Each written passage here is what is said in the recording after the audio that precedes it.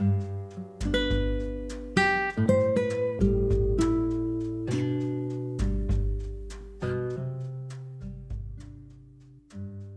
nome do Pai, e do Filho, e do Espírito Santo.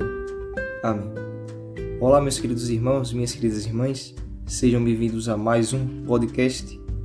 E neste primeiro domingo do Advento, nós meditamos com a Igreja o Santo Evangelho de Lucas, capítulo 21, versículos do 25 ao 28 e 34 ao 36. Se você ainda não leu o Evangelho, ele se encontra na descrição deste vídeo.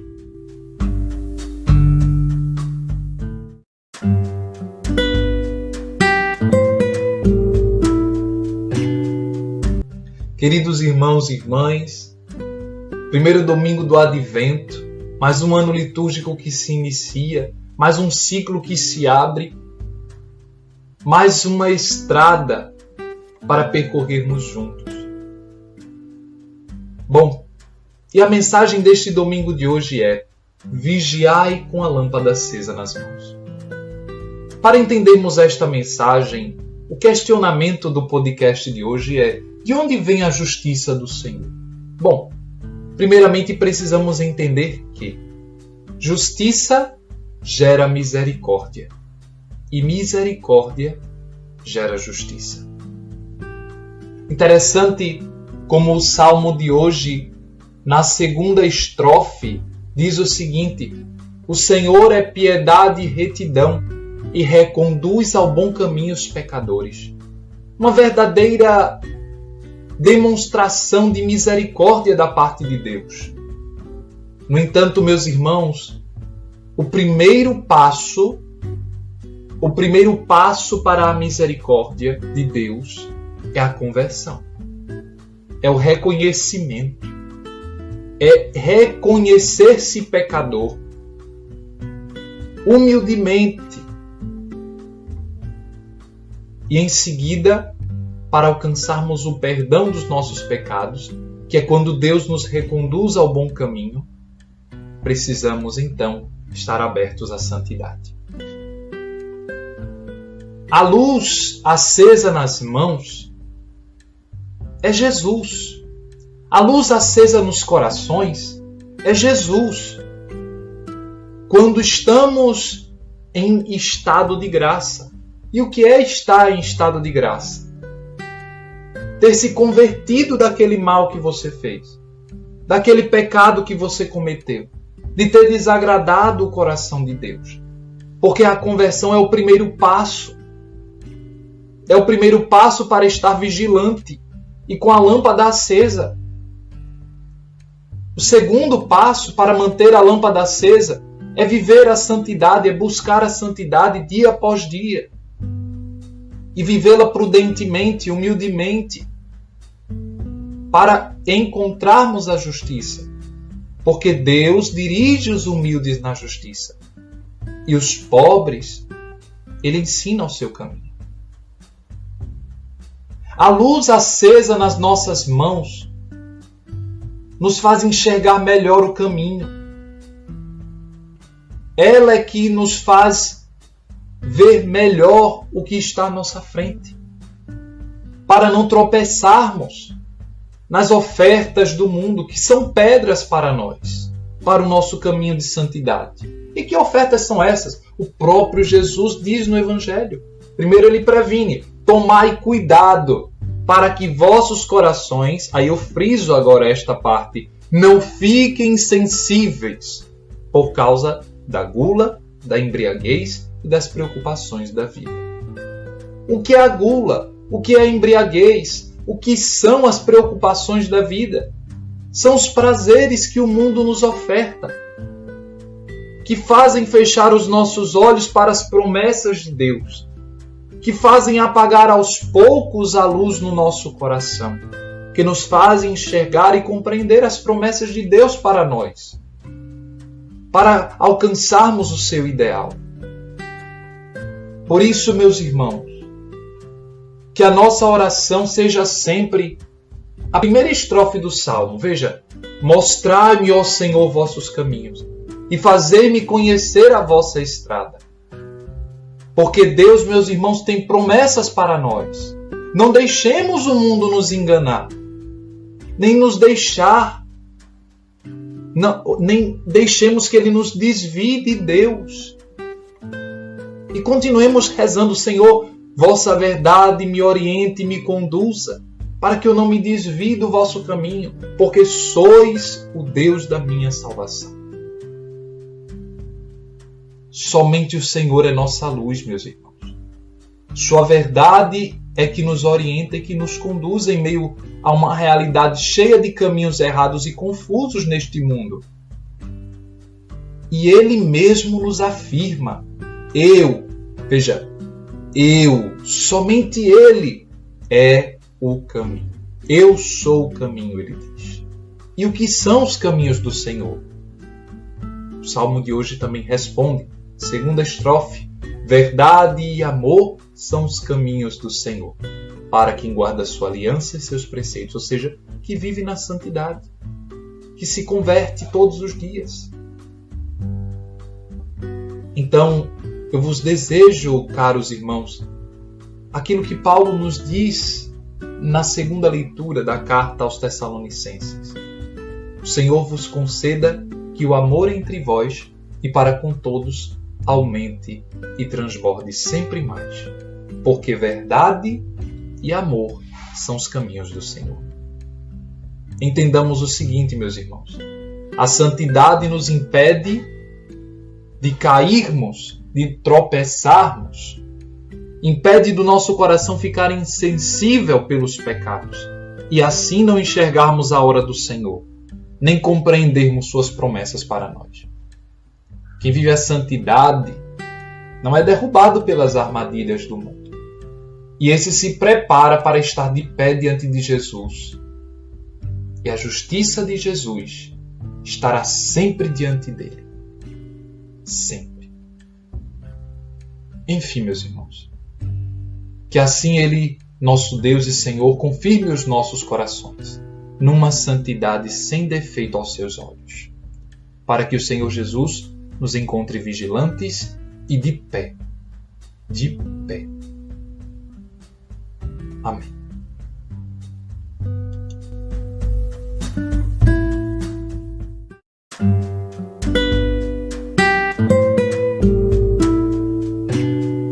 Olá, eu me chamo Vinícius e antes de expor minha reflexão para vocês, eu peço que vocês se inscrevam nesse canal se não forem inscritos, para não perder mais nenhuma reflexão, e compartilhem esse vídeo com aquelas pessoas que vocês queiram compartilhar. E no Evangelho de hoje, nosso Senhor Jesus Cristo fala sobre os nossos corações e como eles podem ficar insensíveis por conta da gula, da embriaguez e das preocupações da vida. E é sobre isso, meus irmãos, que eu queria refletir. Todos nós temos preocupações com a nossa vida. Preocupações muitas vezes justas, preocupações que nos edificam, mas muitas vezes nos preocupamos com coisas que não nos edificam. Claro, né? Nosso Senhor Jesus Cristo, aqui, Ele coloca o problema, mas Ele também dá um remédio. Do que adianta você apontar um problema e não ter uma solução, né? Nosso Senhor não, Ele dá a solução. Ele diz assim: cuidado para que os seus corações não fiquem insensíveis com as preocupações da vida. E depois ele diz: rezai muito, orai a todo momento, ficai atentos. Então, vejam, ele dá o problema da insensibilidade do coração, e depois ele dá o remédio, que é a atenção e a oração constante. Por que, meus irmãos? Ora, a oração é a coisa mais básica da vida de um cristão. Diziam os santos que a oração é para a alma como o alimento é para o corpo. Ou seja, o corpo sem alimento morre. A alma sem oração também morre, porque cai em pecado grave, cai em pecado mortal. Então, o que nosso Senhor quer dizer é o seguinte: vocês precisam ficar atentos para não se preocupar com as coisas da vida e esquecer a oração. porque é na oração que sua alma se fortalece. Quantas vezes, nós nos distraímos com o celular, nos preocupamos com o Instagram, com o Facebook, nos preocupamos com jogos, com assistir séries. Isso eu falo principalmente dos jovens. Os mais velhos podem ficar se preocupando em assistir televisão o dia inteiro. As crianças se preocupando também com joguinhos, com assistir desenho. Mas e a oração? Todas essas coisas que eu citei, elas ficam corroendo a nossa vontade de rezar. É claro que se você passa o dia todo no celular, quando chega a noite, meu filho, você não vai ter vontade de rezar. Isso é a coisa mais óbvia. Porque sua mente vai estar ali acostumada a fazer uma coisa e a oração para ela vai ser chata, vai ser cansativa. Então, tem muita gente que tem dificuldade na vida de oração justamente porque não largou as outras coisas que atrapalham a vida de oração. Você quer ter mais facilidade em rezar, que é o remédio que Jesus propõe para você hoje? Você quer ter mais facilidade de ficar atento às coisas de Deus, que é o remédio que Jesus propõe para você hoje? Então, comece largando essas preocupações desnecessárias da sua vida. Preocupação com o celular, com outras pessoas. Comece largando essa embriaguez, que as coisas do mundo te dão. Essa gula em querer sempre mais e mais das coisas do mundo. Se você largar isso, você vai ver que a sua atenção nas coisas de Deus e a sua vida de oração ficará muito mais natural e fácil. Além do Evangelho falar sobre essa questão, ele traz uma visão escatológica. Então Jesus fala do fim dos tempos, da sua segunda volta. E ele fala que haverá sinais. E aqui eu queria relacionar a primeira leitura e o Salmo. Porque a primeira leitura e o Salmo falam sobre a justiça. E essa segunda volta de Jesus tem tudo a ver com a justiça. Nós lemos no Evangelho Jesus dizendo assim: eu não vim para julgar, mas vim para salvar a humanidade. Na sua primeira vinda, Jesus não veio para fazer um julgamento. Ele veio para salvar a humanidade. Essa era a sua missão e foi a missão que ele cumpriu. Mas na sua segunda vinda, ele não virá para salvar a humanidade, porque a humanidade já foi salva pelo seu sacrifício na cruz. Ele virá agora para ver aqueles que escolheram acolher a salvação e aqueles que rejeitaram a salvação. Isso é o que nós chamamos de julgamento. É o que será o julgamento. O julgamento de Deus, ele é diferente, porque ele é plenamente justo. Ninguém vai poder reclamar do julgamento de Deus, porque Deus vai mostrar na nossa própria consciência o que nós merecemos. Então, Deus ele vai, no juízo final, na sua segunda volta, em cada consciência humana, ele vai deixar claro a vida daquela pessoa e a pessoa vai ver claramente o que ela merece. Se ela merece ir para o céu, se ela merece ir para o inferno. E a própria pessoa vai reconhecer isso. Então, o julgamento de Deus não é aquele julgamento que ele vai dizer: você vai para o inferno. E a pessoa vai dizer: mas Senhor, eu não aceito isso. Eu deveria ir para o céu porque eu fiz isso e aquilo. Não. A própria pessoa vai dizer: realmente, Senhor, eu não te amei nessa vida, então eu mereço ir para o inferno. Ou então ela vai dizer: não, realmente, Senhor, tu me mostraste, eu te amei, eu fiz boas obras nessa vida, então eu mereço ir para o céu. Então o julgamento do Senhor é um julgamento plenamente justo. Plenamente justo. E além de ser um julgamento justo, será um julgamento misericordioso. Jesus disse, em outra passagem do Evangelho no Sermão das Montanhas: bem-aventurados os misericordiosos, porque alcançarão misericórdia. Então, vejam, a justiça do Senhor também está ligada à sua misericórdia. A justiça vem da misericórdia e a misericórdia também vem da justiça. Podemos dizer que de forma bem simples assim, sem muito aprofundamento, que a justiça, né, é dar a cada um o que cada um merece. Então vejam, né, se a pessoa foi misericordiosa nesta vida, Deus será misericordioso com ela. Porque como ela foi misericordiosa, é justo que ela alcance misericórdia. Então a misericórdia vem da justiça, a justiça vem da misericórdia.